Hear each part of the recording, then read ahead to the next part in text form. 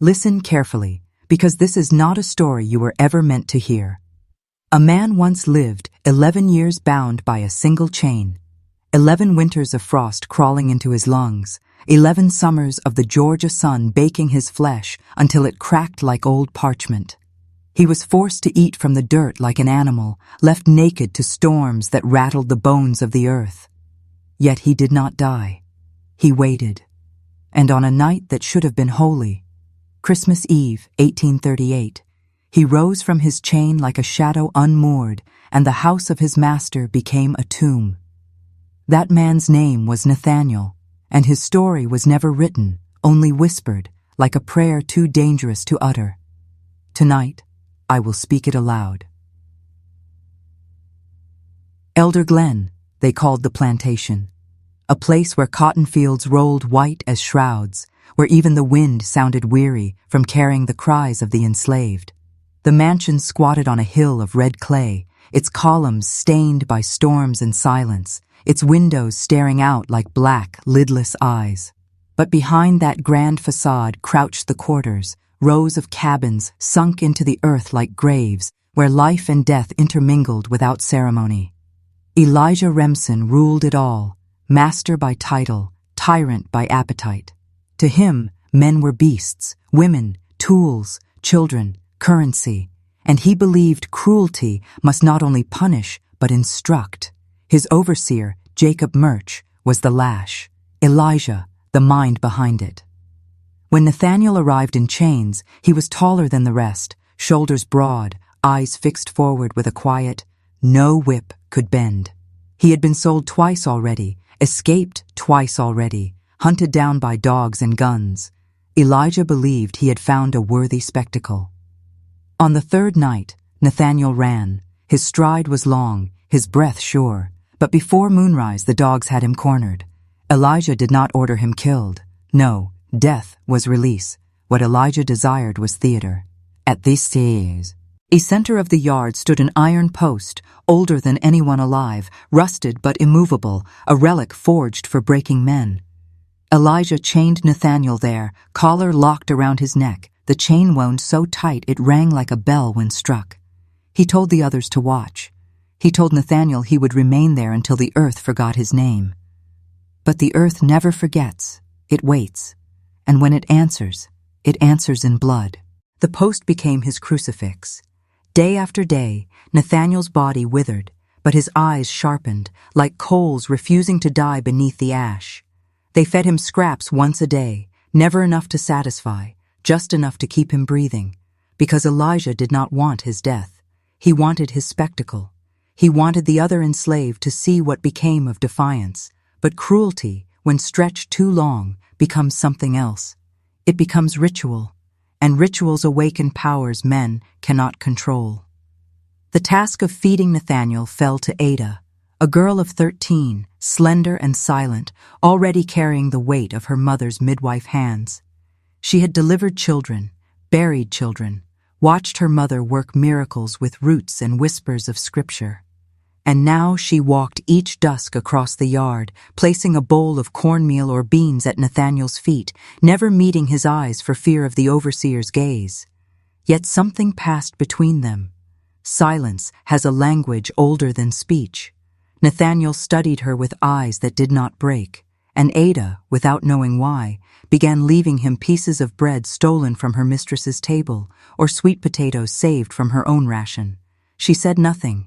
He said nothing, until one night, after a storm tore the heavens open, Nathaniel finally spoke. "They think this post breaks men," he rasped, his voice rough as bark. "It doesn't. It teaches them what not to forget." That was the beginning. From then on their exchanges grew. Fragments of words, fragments of stories. Nathaniel told her of rivers beyond the hills, of a place called Philadelphia where men of her color walked freely, wrote letters, wore coats against the cold. He told her of his grandmother's stories from Carolina, of spirits that followed men into their graves if vengeance was left undone. Ada listened, wide-eyed, planting every word inside her like seeds, seeds that would one day sprout out thorns. Years trickled like blood from a wound. Children grew, some sold away, others buried. Ada's mother, Miriam, remained a keeper of herbs and stories, a woman feared for her gift of healing. But in 1841, when a calf was born dead, blame fell upon her. The overseer accused her of witchcraft. She was dragged into the yard, beaten before the eyes of all, while Elijah watched without a word. That night, Miriam died. They buried her behind the smokehouse, nameless in the soil. Ada was not allowed to look away. Something inside her froze that day, and something else awakened. When she next carried food to Nathaniel, her hands trembled. He looked at her once, and in that silence, she understood what he had meant. Chains do not erase memory. They carve it into the flesh so it can never be forgotten. By the mid-1840s, Elder Glen was rotting beneath its own silence. Drought gnawed at the fields, cotton withered like paper in fire, and the sky hardened into a lid of iron. Elijah Remsen paced his halls with lantern and pistol, muttering to himself that the land was cursed. He searched for blame in every gesture of the enslaved, in every pause too long, in every glance held a heartbeat beyond obedience. Suspicion festered like infection. Punishments grew crueler, less reasoned, as if the whip were no longer for discipline, but for ritual sacrifice. Ada now worked inside the house, tending to Evelyn Remsen, Elijah's pale and hollow mistress, whose last child had been born dead. Evelyn's body was brittle, her hands trembling so violently she sometimes could not hold her Bible. In those moments, she had Ada read aloud, Isaiah, Ecclesiastes, Revelations, verses of wrath and of silence. It was dangerous kindness, for teaching a slave to read was an act punishable by law. Yet Evelyn whispered those letters like sins she could not confess, and Ada memorized each one as if carving them into her very marrow. At night, in her attic room, Ada wrote them again with slivers of charcoal on scraps of wood hidden beneath her bed. Not verses of comfort, verses of fury. The Lord is a God of vengeance. O God of vengeance, shine forth. Scripture became indictment, and the Bible, once a chain of their masters, became Ada's weapon. The quarters whispered of her mother's death in fearful tones. They said Miriam's gift had not ended in the soil, that her blood carried words too sharp to die. Ada felt them in her own chest, stirring. When storms gathered, she heard them in the rafters. When the chain rattled at Nathaniel's post, she heard them in the earth itself.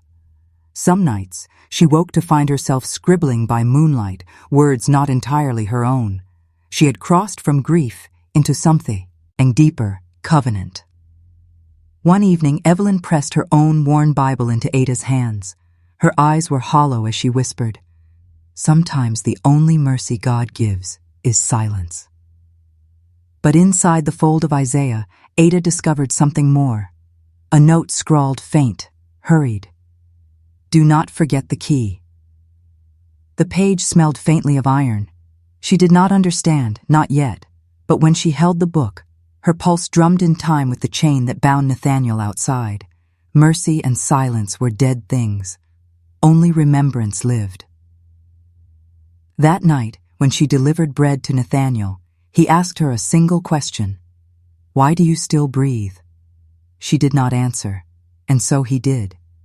Because chains have ends, even this one. By 1845, Nathaniel was no longer a man in chains, but something more ancient, something carved by endurance into the shape of defiance itself. His beard silvered, his flesh weathered, but his gaze remained fixed, unbroken. The iron collar had rubbed skin into scar and scar into permanence, yet he breathed with the patience of stone. Children no longer mocked him. Even Elijah ceased to speak of him, as if ignoring Nathaniel's survival could erase it. But silence does not erase. It sharpens. It makes an edge. Ada had grown into a woman. Her movements were deliberate now, practiced as ritual, but beneath that stillness burned scripture scrawled in secret, the inheritance of her mother's whispers. In the quiet of her attic, she had begun weaving verses of wrath into a hidden gospel. A gospel not of salvation, but of judgment. Every page blackened with words of fire, every word a promise. One dusk, as cicadas shrieked like knives in the trees, Nathaniel spoke to her with sudden clarity. "You've read it, haven't you? The book?" Ada nodded, her hand trembling at her side. His lips curved, not in a smile, but in recognition. "Then you know the difference between punishment and justice." It was then he told her of the key, not the metaphorical one, though that too existed, but the iron one that fit his collar. Elijah had hidden it, he said, not in some locked chest, not buried in the ground, but inside the spine of his own Bible. Between the folds of Psalms, a place no man would dare touch, not out of cunning, but vanity. "They guard what they fear," Nathaniel rasped, "and they fear the word more than the whip." Ada's pulse thundered. That night, she pulled Evelyn's Bible from beneath her bed and turned to Psalms. Between pages stained with use, her fingers struck metal. Small, blackened with age. It smelled of rain, of rust, of waiting. The key. For a long time she held it in her palm, her body shivering, as if every ghost of Elder Glen were pressing down upon her. But she did not use it. Not yet. She slid it back into the fold and closed the book, resting her hand atop it, as though quieting a heartbeat. The nights that followed were heavy with foreboding. A child was found dead with soil in his mouth. The hogs sickened. Whispers of restless spirits swirled through the quarters. Elijah grew more frantic. Evelyn withdrew into her chamber, half alive, and Ada, in the dark of her attic, pressed her palm to that hidden key and understood. Chains may bind flesh, but Scripture binds destiny. December of 1847 came heavy with frost, though the air in Mississippi was never meant to bear such chill. The soil cracked, the trees stood skeletal, and Elder Glen wore a silence thicker than snowfall. Elijah paced like a madman, his lantern swinging through the dark halls at all hours, as if searching for intruders no one else could see. His wife, Evelyn, rarely left her chamber, her voice now only a faint whisper through the cracked wood of her door. And through it all, Nathaniel stood chained at his post, body stiffened against the cold, eyes burning as though warmed by some fire no one else could touch. The enslaved spoke in murmurs of Christmas, but not with joy. They knew Elijah's twisted rituals. He demanded feasts, not of celebration, but of spectacle. He forced them to dance in the yard while he drank, to sing hymns while he gorged on food, their misery set to carols. That year, something different coiled in the air. Ada felt it in her bones. Each step she took across the frozen dirt echoed like prophecy, as though the earth itself were counting down. The key lay hidden in her Bible upstairs, its weight pressing against the pages of Psalms like a buried heart. She read by candlelight each night, verses of wrath and reckoning, until the words seemed to pulse against her skin. On Christmas Eve, the wind howled across the fields like a choir of lost souls. Elijah ordered the table set in the great room, roast hog laid out, cider poured, candles lit high against the gloom. The enslaved shuffled in silence, their eyes lowered, but Ada carried something unseen with her that night, an unspoken covenant, a shadow of her mother's spirit, and the memory of every lash that had cut through flesh without mercy. Nathaniel's eyes followed her through the window, a chain glinting in the candlelight like the blade of a guillotine waiting to fall. And here, to you, watching. And I must ask, when you feel the weight of chains, those of silence, of memory, of injustice, do you look away, or do you bear witness? If you've come this far into the story, if your pulse beats faster with each word, write this phrase in the comments below. Chains, remember. Let the world know you are not just a listener, you are a witness, and a witness cannot unknow. That night, as the feast began and Elijah raised his glass, Ada pressed her hand to her hidden Bible upstairs. The key waited. The chain waited. The hour had come. Midnight struck like a hammer. The bells of Elder Glen did not ring, but the air itself seemed to toll, each gust of wind slamming against the shutters as though the house resisted its own fate. The feast had swelled into a grotesque theater. Elijah laughed too loudly, cider dribbling down his beard. The overseer slapped the backs of men forced to sing. Evelyn sat pale and silent at the far end of the table, eyes fixed on the fire, as though she could see something inside it no one else could. Ada moved between them with pitchers and plates, her steps soundless, her face a mask. Yet beneath her apron, inside the fold of the Bible she carried pressed to her chest, the iron key seared against her ribs like a brand. When the last hymn ended, and Elijah staggered toward the porch for air, Ada slipped away. The hallways groaned in the dark, each board creaking as though the house itself bore witness. She pushed open the door to the yard. Frost clung to the ground like ash, and there, in the half-moon's glow, Nathaniel stood at his post, more monument than man, his chain taut, his breath rising in clouds. For 11 years she had fed him, spoken to him, dreamed of freedom beside him. Now, for the first time, she approached not as servant, but as heir to her mother's covenant. Her hands shook as she opened the Bible. The key slid into her palm, blackened and cold. Nathaniel did not move, did not even blink as she pressed it into the lock of his collar. For a moment, it refused to turn, rust clotted in its teeth. Her breath faltered, but then, with a snap like bone breaking, the lock gave way. The collar fell, and the sound of iron striking earth was louder than Elijah's laughter, louder than any hymn. It was the sound of a prophecy unclenching. Nathaniel drew his first breath as a free man in 11 years. He did not thank her. He did not speak. He simply raised his eyes to the house glowing with candlelight and whispered, "It begins." Ada replaced the Bible against her chest and closed her fist around the key. She felt her mother's blood moving in her veins, felt the scripture humming through her bones. The night had shifted. No song, no prayer, no chain could restore what had been broken. Elder Glen had been marked, and on Christmas Eve, judgment had finally stepped across its threshold. The air in Elder Glen thickened, as if the very walls knew what was to come. Nathaniel moved through the yard with steps slow, deliberate, like a man waking from a grave. The chain no longer bound him, yet it dragged behind, clinking against the dirt as though carrying its own memory. Ada followed, the Bible pressed against her chest, her breath sharp in the cold. Above them, the great house flickered with laughter and hymn, unaware that doom was already seated at its table.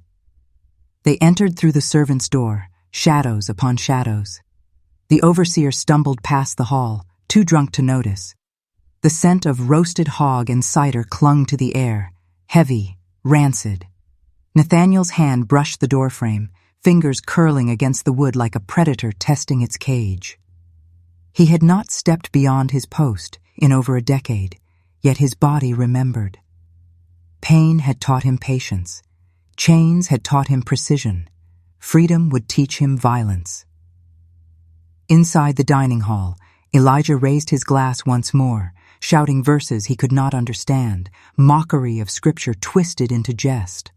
Evelyn sat motionless, her eyes meeting Ada's as she entered with the empty pitcher. In that fleeting moment, something passed between them. Not alliance, not mercy, but recognition. Evelyn knew. Perhaps she had always known. She lowered her gaze and did not speak. The overseer returned, red-faced, reaching for Ada with a leer. But before his hand touched her, Nathaniel stepped from the shadow. The overseer's mouth opened in shock, but no sound left it. The chain whipped forward, its rusted links wrapping his throat, snapping tight with the weight of 11 years. The candles quivered. The guests froze. Elijah's laughter curdled into silence. The overseer's body struck the floor, twitching, eyes wide with disbelief. Nathaniel let the chain fall, its clatter echoing like thunder through the hall. Panic erupted. Slaves scattered toward the yard. Masters clawed for pistols. Children screamed.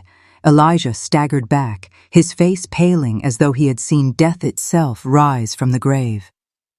Ada stood in the center of the chaos, her Bible pressed open to Psalms, her lips moving, whispering verses she had memorized in the dark. Not prayers, judgments. Break the arm of the wicked.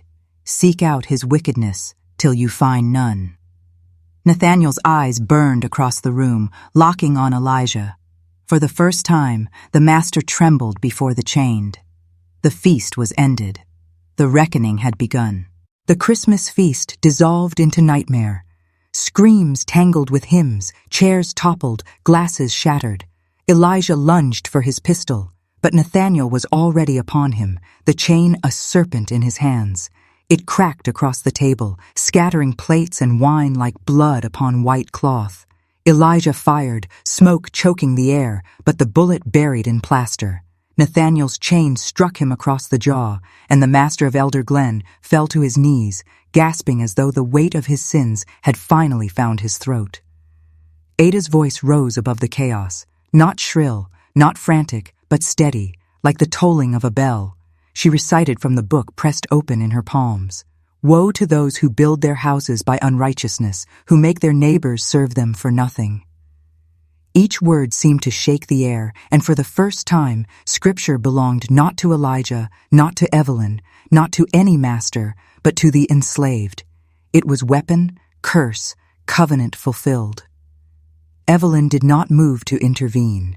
She sat frozen at the head of the table, her hands folded, her eyes glistening, as if she too were a ghost bound to this reckoning.